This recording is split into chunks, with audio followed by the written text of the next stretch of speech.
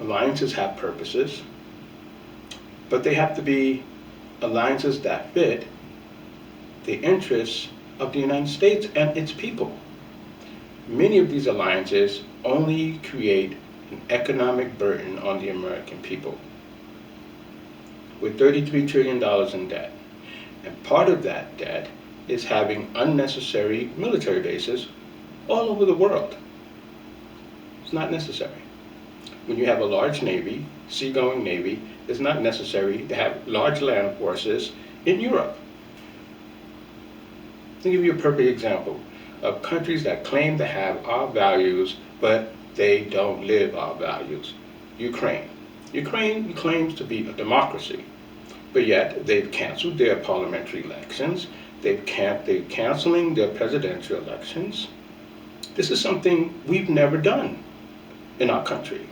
Despite all of our hardships and difficulties, depressions, wars, we've never canceled a presidential election.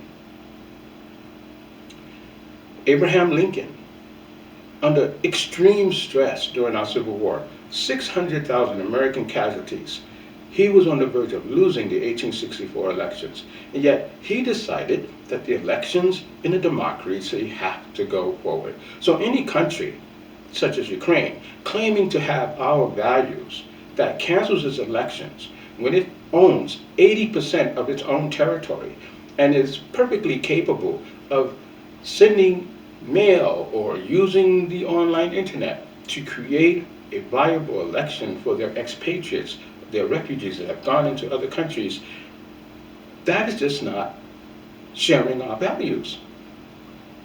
It's using our treasury.